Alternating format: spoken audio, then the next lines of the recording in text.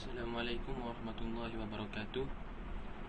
Pada Senagzri dan rakan-rakan sekalian, my name is Wan Muhammad Mizuddin bin Wan Mazlan, AS11308.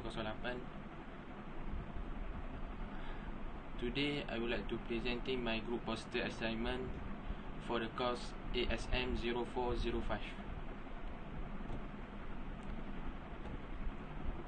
And my group member is Muhammad Syamil Nazmi bin Burham Nordin, AS10228, Nur Ain binti Budi, AS10867, Nur Akilah Uzma binti Nur Hisam, AS10823, Siti Nur Izzati binti Hamdan, AS11302, Wan Aimi Fakihah binti Wan Muhammad Fazil, AS10709.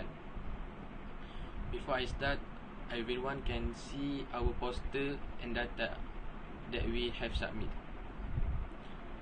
So, our group conducted the research that the relationship between height and size of shoes. For the introduction, in this world, manusia mempunyai kasut yang berbeza berdasarkan ketinggian mereka.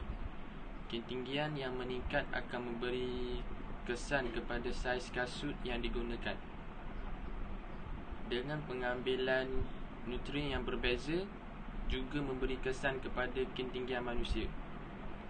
Manusia yang dikelilingi persekitaran yang baik akan lebih tinggi ketinggian dan mempunyai saiz kasut yang lebih besar compared to people live in bad surrounding.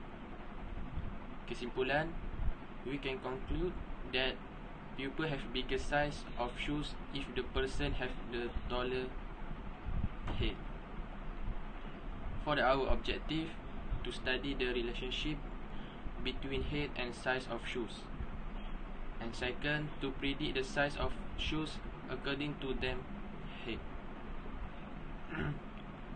For our methodology, kami menggunakan kaedah pengumpulan data. Kami mengumpul data dengan menggunakan Google Form dan sebarkan kepada rakan-rakan sekelas dan lain-lain.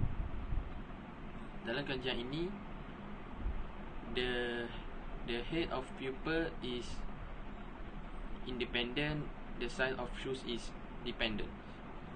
If correlation is nice between both variable, then we go for regression.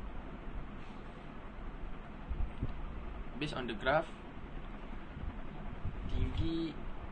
tinggi as X and size of shoe as Y.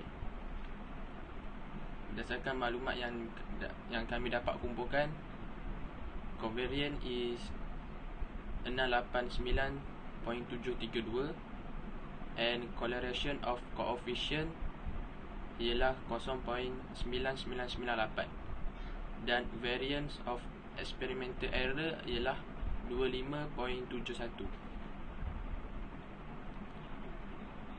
For the conclusion, our assignment to conclude, according to what we found, penambahan ketinggian akan beri kesan kepada saiz kasut dan kami dapat melihat hubungan antara ketinggian dan saiz kasut. That's all for me. Thank you.